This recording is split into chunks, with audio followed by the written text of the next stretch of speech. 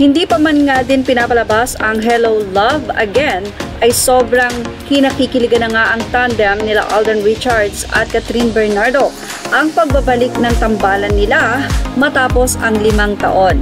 Well, hindi naman lingid sa marami na ang nasabing movie ay sequel ng Hello Love Goodbye na napanood ng marami na kinuha sa Hong Kong or doon naganap ang nasabi nga pong story nila Ethan at Joy. Kaya naman excited na mga fans kila Alden at Catherine sa ngayon naman ay makikita nilang ibang Ethan and Joy naman na ayon nga kay Catherine, 5 years ang lumipas. Kaya naman medyo nag-matured na sila at marami na nga ang nagbago. Speaking of pagbabago, malaki talaga dahil sa ngayon nga ay malaya na si Catherine Bernardo.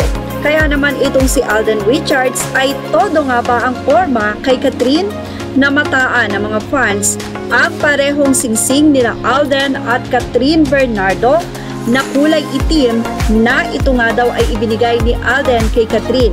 Kung hindi tayo nagkakamali, ito po ay nabalita ng mga showbiz insiders na sila OG at Christopher. Samantala, ayon sa mga netizen, kung sakasakali daw na magkakatuluyan si Catherine at Alden ay napaka-blessed daw nitong si Catherine dahil kamakailan lamang ay binahagi ng isang netizen or ito ay makikita sa mga video fan page ni Alden Richards kung saan ay kahit na nga crowded at napakaraming tao ay napansin pa rin ni Alden Richards ang tumawag sa kanya na fan at may ibinigay dito na regalo.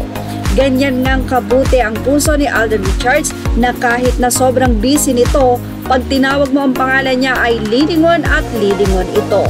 Sobrang thankful naman si Alden sa pagmamahal sa kanya ng mga humahanga dito.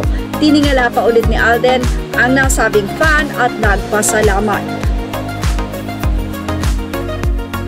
Hindi nga imposible na sa liit ng panahon ay magkaroon ng paghanga si Catherine kay Alden dahil na rin sa pagiging gentleman nito.